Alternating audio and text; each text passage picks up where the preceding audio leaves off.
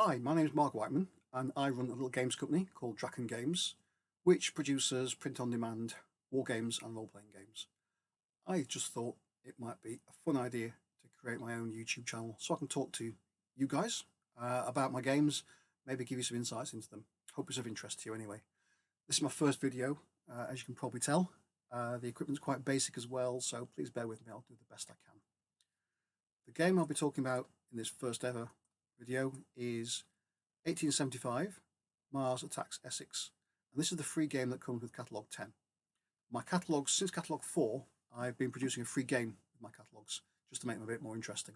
And the deal is that that game is free for as long as the catalogue is current, so when Catalogue 11 comes along, this game will no longer be available. So if you want it free, please download it sooner rather than later. What I've been doing is bundling up games about every 3 catalogues. I bundle them up, make a compendium of them, but that'll be for sale, so it won't be free again. This game I'll be talking about is very concise hex and counter war game. It's got 1 A4 page as the board and 2 pages of rules, and that's it. A full game will take about half an hour, so it's quite a quick, fun, I hope, game. To talk about it, I'm dividing the screen into 3. So there's me here, hello, talking at you. Behind me, International HQ, which is my shed. Down here, I'll keep the full board visible. And over here, I'll be zooming in on things in more detail. So here's the front page of the catalogue, which is all well and good, but not terribly interesting. So hopefully, I can get the technology to work to show, yay, there we go, a close-up of the actual scene of the combat. Right, what's the inspiration behind this game? Obviously, when we talk about this, you'll see the inspiration is War of the Worlds. Really great book, great novel. Turned into some films that don't really do justice to the original setting, I don't think, but it's certainly an important piece of early sci-fi, and still makes it for a good read today.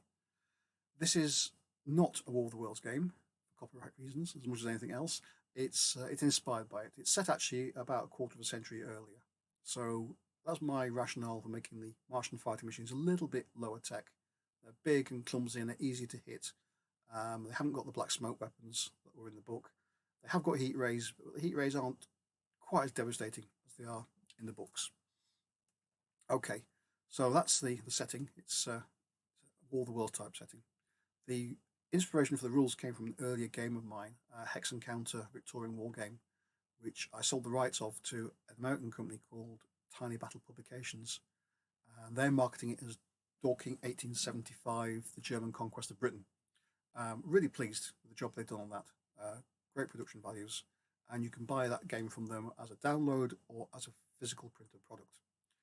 So that game was based on a book called The Battle of Dorking, which imagined a successful invasion of Britain. I thought it was begging to be turned into a scenario, so I did. Quite pleased with the outcome of it. Not only did it inspire my war game, it also inspired the book, Battle of Dorking, inspired H.G. Wells. And really, he just replaced the German invaders for Martians, and that it borrowed an awful lot of the feel of the Battle of Dorking in War of the Worlds. There's a particular scene in War of the Worlds which I thought would be great to actually base this game on. For a very small game, I think you need a hook, some sort of hook to make it interesting. A straightforward battle on an A4 piece of paper is just too small to be of much interest, no substance to it.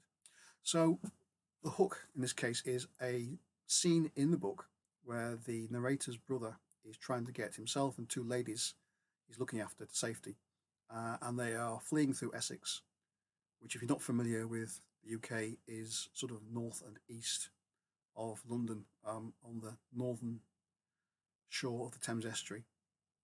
And they come to a little town called Tillingham and get the last steamer that's taking passengers to evacuate them to France. And just as they are ready to sail, the Martians catch up with them, stride out to sea, block their escape. And at that point, the only Royal Navy ship in the area, HMS Thunderchild, steams into action and saves the steamer. It destroys 2 fighting machines. It gets destroyed itself, but in the process, it's distracted the Martians and the steamer escapes. So that's a great little scene, I think, and a good scenario for a war game.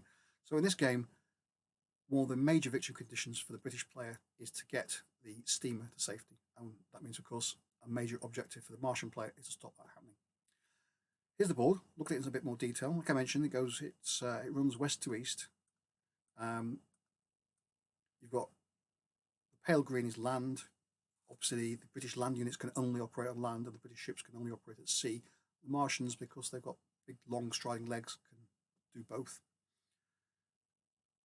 You've got green dots are woodland, black collection of black rectangles is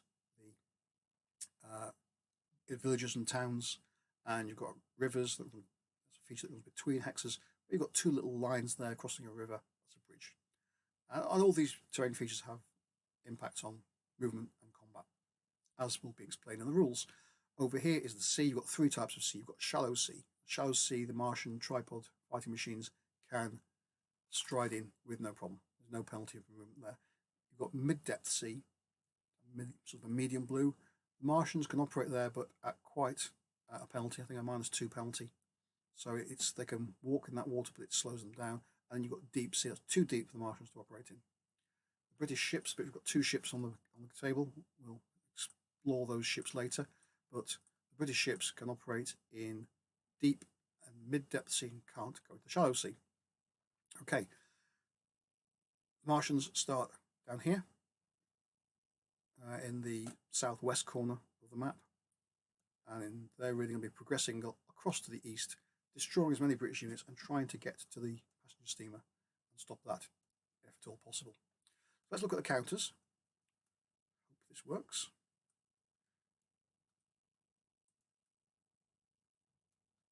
There we go. So there is a British militia counter. The counters are all basically got the same layout, and that is the name of the unit, mil for militia in this case, a movement point allowance, that's 4, a break value, 8, and a melee value. Now, E means that this unit can engage in melee but has no chance of winning a melee. What that means is the militia can distract a fighting machine, they can fire their rifles at it and put it off, firing its heat rays, but they've got no chance of winning that combat. So you wouldn't roll for a melee where a militia unit is attacking a fighting machine.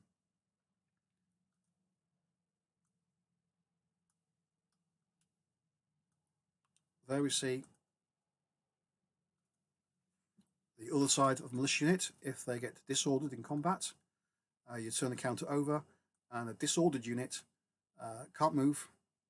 Its break value falls by 2, and it can't engage in melee. So that'll be it's been disordered. It's been disordered in melee or by a heat ray attack.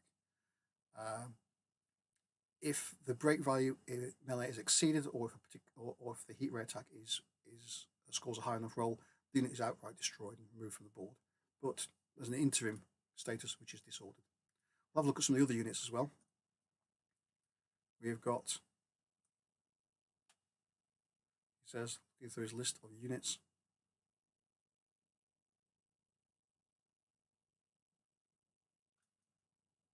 Horse artillery. There we go. So there's cavalry and there's line infantry as well, which are quite similar to the militia. The cavalry move quicker, the line infantry are a bit tougher and have a higher break value. Here you've got horse artillery. Horse artillery is the only British unit on land that can actually inflict any damage on the tripods. So it's got a movement of 7 when it's not being fired. If it's fired, then it can't move at all that turn. But if the horse artillery is limbered up to the horses that pull it, it can move at 7.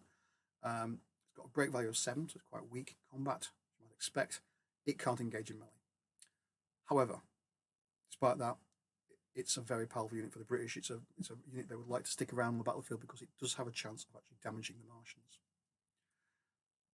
As well as horse artillery and line infantry, militia infantry, and cavalry, we've got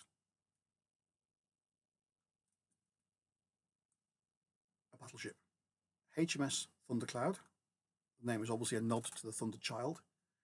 And the Thundercloud, as you can see, 6 movement points, obviously all at sea. Break value of 10 is quite tough, and a melee value of 0. Well, how can a ship engage a Martian in a melee? Again, it's a nod to the book where actually the Thunderchild does most of its damage by ramming the Martians. So what we're saying is in the right depth sea, it really has to be medium depth sea, the only depth that both the British ships and the Martians can operate in, then there's a chance that the Thundercloud could ram a Martian, and 0 means that there's no bonus or penalty on the melee roll in that case. It's a straight roll of dice to see if they are able to destroy the Martian by ramming it. Not the only ship on the table. We've also got what I'm calling the Carry.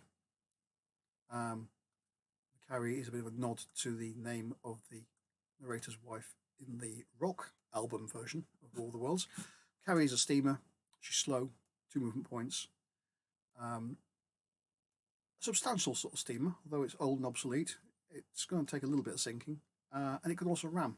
So that's a nice little possibility there that the civilian ship might be able to ram its way to safety. The Carry starts here in Magdalen Harbour, at the jetty. Incidentally, Magdalen Harbour, Great Magdalen, all these names are made up. This is a completely fictional part of Essex. Carry starts there, and to escape needs to exit one of these 4 hexes, exit the board. There, you can see that's where the HMS Thundercloud starts at the very start of the game. That's a huge part of the game for the British player. 10 victory points for getting the Carry to safety, which are halfway to a good win.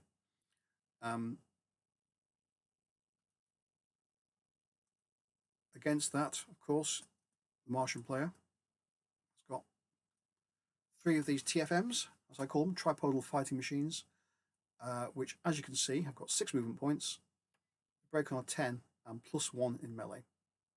So quite tough. Also, they've got the heat ray, which is overwhelmingly the most powerful weapon on the battlefield as well. So there's only 3 of those, but there only really needs to be.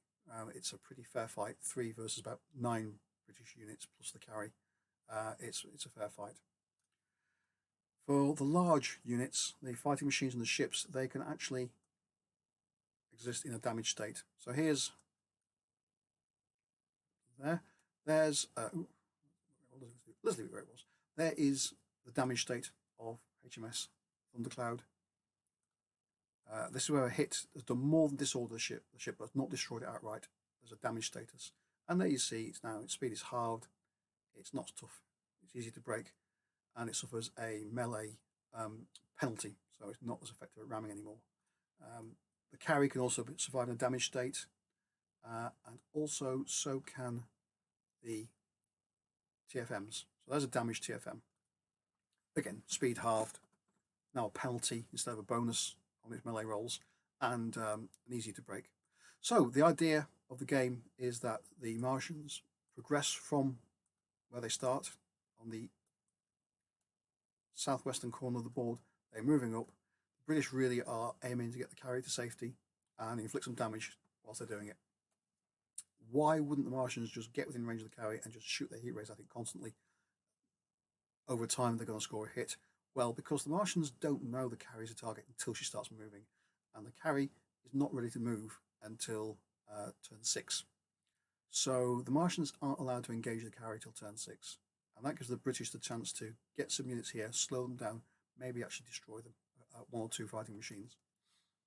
Once the Carry moves, the Martians realise that she's a target and are allowed to attack her. So that's another little twist to the rules there. The Martians can't attack her for the first half of the battle. I think it's quite a fun game. I'm pleased with it. It's got some replayability. I think one of the best things about it is that there are a number of tactical options, even for such a small game. So the British, obviously, they've got the Thundercloud, which starts this corner of the battlefield. Does the Thundercloud stay out there, stay out of harm's way, lobbing in shells from range, and then comes in right at the end? Or does the Thundercloud come in early on? If the British player loses the Thundercloud early on, that is a big loss. But it's your best asset, it's your damaging asset. Do you want it skulking in this corner, not doing any damage for half the battle? Similarly, where the British try and form a defensive line, do they rush out and try and engage the Martians as far west as possible? Do they form a defensive line further back? How far forward do you dare get your artillery? You want it forward enough to actually have a chance of hitting them, but you don't want it to be exposed. to melee fire, to melee if at all possible. For the Martians, they've got choices too. Do they try and walk out at sea? That will avoid the British units in melee, but it will slow them down in the medium depth water, and will bring them very close to the Thunderchild, the Thundercloud. Sorry. All the Martians can maybe fight their way inland. They'll be bogged down by melees, but they'll win those melees, and can then maybe hook their way towards Magdalen Harbour from inland. Or do they mix that approach? They have maybe one machined out at sea, one machine inland, the other one sort of looking to opportunistically dive in somewhere where it sees an opening. There's a number of options there, and I think that gives the game some playability. Just in the interest of disclosure, I should mention these counters are not the actual size. They're going to be more like that sort of size on there. There you go. That's sort of just about nicely fit into a hex. So that's how big they'll look on the actual playing board. Okay, that's it. Hope that's been of interest to you. Hope that's given you a bit of insight. You can find my storefronts. I've got storefronts at wargamedownloads.com and at wargamevault.com and drivethroughrpg.com. My website is drakengames.com, and there's plenty of links there which will show you where to get this game for free. Hope you've enjoyed it. Feel free to leave some comments below. Thanks for listening, and bye for now.